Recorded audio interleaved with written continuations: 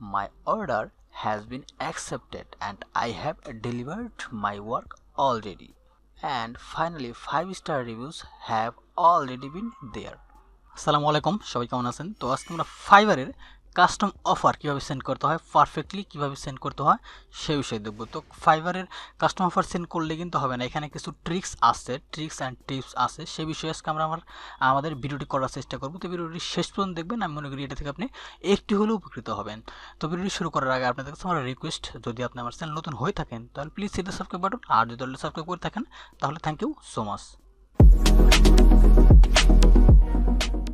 তো কাস্টম অফারটা আসলে কি? কাস্টম অফারটা হচ্ছে এরকম একটা অফার, এরকম একটা এখানে অর্ডার দেওয়া নেওয়ার একটা সিস্টেম, যার মাধ্যমে এখানে কি আমরা আমাদের গিগে যেই প্রাইস, যেই সার্ভিস রাখছি সেটা থেকে ডিফারেন্স ওয়েতে আমরা এখান থেকে আমাদের সার্ভিস দিতে পারবো এবং নিতে পারবো, প্রাইস কম বেশি এখান থেকে করতে পারবো। তো এখানে আমরা ইচ্ছা মতো কাস্টম ওয়েজে, মানে যে কোনো সিস্টেমে এখানে আমরা মিনিমাম $5 থেকে শুরু করে আর কি আমরা যে কোনো সার্ভিস এখান থেকে তার কাছ থেকে নিতে পারবো, তার কাছ থেকে নেওয়ার জন্য এখান থেকে তাকে অফার করতে পারবো। তো কাস্টম অফারটা মূলত ইউজ করা হয় এই জন্য যে আপনার সাপোজ আপনার $5 একটা গিগ আছে, $10 গিগ আছে, $20 গিগ আছে, কিন্তু আপনার ক্লায়েন্ট যেই কাজটা দেবে সেই কাজ হয়তোবা $15 অথবা $7, $8 অথবা $100, $500।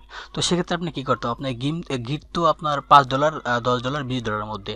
তো সেক্ষেত্রে আপনি কী করতে হবে, কাস্টম অফার এখানে ইউজ করতে হবে। তো সেজন্য আমরা যাকে কাস্টম অফার সেন্ড করব এখান থেকে মেসেজে এখানে ক্লিক করার পরে এইখানে ইনবক্স ক্লিক করব, তারপরে তার যাকে আমি কাস্টম অফার সেন্ড করব তাকে এখানে ক্লিক করব। ক্লিক করলে আমি ক্লিক করে দিচ্ছি আবারও।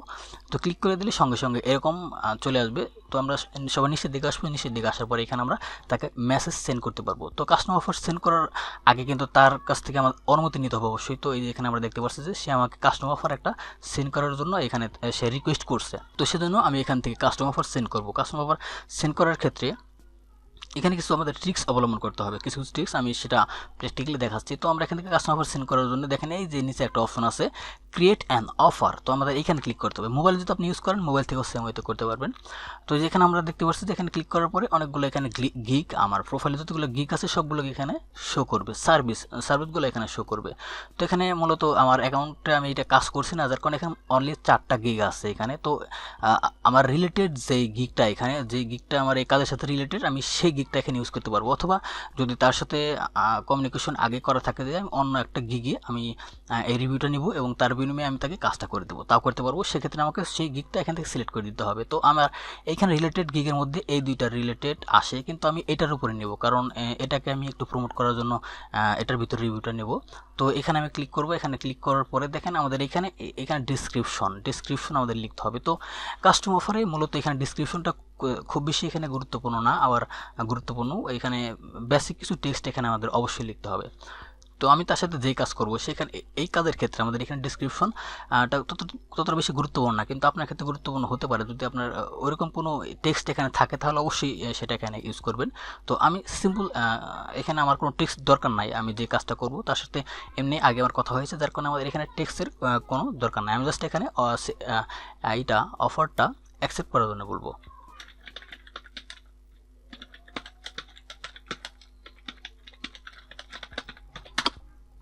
তো এখানে সিম্পল একটা মেসেজ লিখে দিলাম এখানে, please accept my offer and give me your information so that I can start my work. তো এটা লিখে দিলাম। তারপর নিচের দিকে একটু আসলে এখানে আমাদের দেখতে পাবো টোটাল অ্যামাউন্ট। তো এইখানে আপনি এই কাজের জন্য যত প্রাইস, যত ইউএসডি আপনি এখান থেকে নিতে যাচ্ছেন সেটাকে আপনি এখানে উল্লেখ করে দিতে হবে। এইখানে আমি $20, সেজন্য এখানে 20 লিখে দেবো। এইখানে একটা অপশন আছে ডেলিভারি টাইম। তো এটা যেহেতু কাস্টম অফার, সেক্ষেত্রে আপনি এখানে করতে পারেন, একটু বেশি টাইম নিয়ে করতে পারেন। বেশি টাইম নেওয়াটা আমার মতে এটা যুক্তিসঙ্গত। তো পরে অবশ্য আপনি এই টাইমটা পরে ইনক্রিজ করতে পারবেন, বাড়াতে পারবেন। তবে আমি মনে করি যে প্রথমে যদি আপনি এখানে টাইম বেশি নিয়ে রাখেন এবং পরবর্তীতে তাকে কী করলেন, কাজটা একটু 2 দিন আগেই, এই লাস্ট ডেটের আগেই, ডেলিভারি টাইমের আগে যদি তাকে ডেলিভারি দিয়ে দেন, সেক্ষেত্রে আমি মনে করি যে এটা আপনার প্রোফাইলের জন্য ভালো হবে। সব ক্ষেত্রেই সবার জন্য আপনার কাস্টমার ক্লায়েন্টও খুশি হবে, আপনার কাজের ক্ষেত্রেও সুবিধা হবে এবং আপনার প্রোফাইলটাও এখানে একটা গুড লুকিং প্রোফাইল হিসেবে এখানে গণ্য হবে। তো আমি এখানে আমি দিলাম $20 কাজ, যেহেতু এখানে কাজটা আমি দিলাম কয়দিন দেবো, 4 দিন দিয়ে দিলাম। এখানে 4 দিন বা 5 দিন দিয়ে দিলাম। তো তার আগে আমি অবশ্য কাজটা ডেলিভারি দিয়ে দেবো। দেন এইখানে হচ্ছে দেখেন রিভিশন, এখানে রিভিশন এটা এটা এখানে এক্ষেত্রে আপনি যদি কাস্টম অফার দেন, আপনি গিগ যখন ক্রিয়েট করবেন গিগের ক্ষেত্রে আপনি এখানে আনলিমিটেড দিবেন, কিন্তু এই ক্ষেত্রে আপনার আপনি এখানে আনলিমিটেড না দেওয়াটাই আপনার জন্য শ্রেয়, কারণ যেহেতু কাস্টম অফার দিচ্ছেন এক্ষেত্রে আপনি একটু রিভিশনটা একটু কম দিলে আমি মনে করি যেখানে বেটার হবে। কিছু কিছু কাজ আছে যেসব ক্ষেত্রে এখানে রিভিউ অনেক বেশি দিলে দেখা যাবে যে আপনার ক্লায়েন্ট, যেমন এই গ্রাফিক ডিজাইনের যদি কোনো কাজ হয়, যদি কোনো লোগো বা ইয়ের কাজ হয়, সেক্ষেত্রে দেখা যাবে কি আপনার কিছু কিছু ক্লায়েন্ট এরকম আছে যে আপনার কাছ থেকে বিভিন্ন ধরনের সাজেশন নিয়ে পরবর্তী দেখা গেলো যে আপনার কাজটা সে অ্যাকসেপ্ট নাও করতে পারে, খারাপ একটা রিভিউ দিতে পারে, অথবা কী করলো এটা আপনার অর্ডারটা ক্যান্সেল করে দিতে পারে। সেজন্য এখানে একটা লিমিটেশন, একটা মোটামুটি একটা করে আপনি এখানে একটা দিবেন, রিভিশন একটা দিবেন। তো আমি এখানে তিন দিয়ে দিচ্ছি। তো যদি প্রয়োজন হয়, যদি আমার কাজে কোনো মিস্টেক হয়, তাহলে কিন্তু আমি কিন্তু এই 3বার রিভিশনের পরে কিন্তু আমি এখানে দিয়ে দেওয়ার জন্য প্রস্তুত থাকবো, এটা আমার নিজের দায়িত্ব। তো যদি আমার নিজের ভুল হয়, আর যদি তার কোনো ভুল হয়, ক্লায়েন্টের কোনো ভুল হয়, কাস্টমারের কোনো ভুল হয়, সেক্ষেত্রে কিন্তু আমি 3বারের বেশি এখানে আমি দেবো না। তো 3বার আপনি 2বারও দিতে পারেন, 1বারও দিতে পারেন। তো আমি এখানে 2বারই দিয়ে দিলাম। তো আমি একটা টাইপিংয়ের কাজ, তো যার কারণে এখানে দেখা গেলো যে দুইবার মোটামুটি হবে আর কি। তো আমি যদি আরও বেশি লাগে তাহলে আমি অবশ্যই করে দেবো, কিন্তু সেক্ষেত্রে আমার ভুল থাকতে হবে। যদি ক্লায়েন্টের ভুল হয় সেক্ষেত্রে কিন্তু আমাকে তাকে এক্সট্রা চার্জ তাকে দিতে হবে। দেন এইখানে আমাদের একটা অপশন আছে এক্সপাইরেশন টাইম অপশনাল। তো এটা অপশনাল যদিও, তারপরেও এটা দিলে এটার গুরুত্ব অনেক ক্ষেত্রে অনেক ক্ষেত্রে গুরুত্বপূর্ণ ভূমিকা পালন করে। তো এটা কাজটা কি?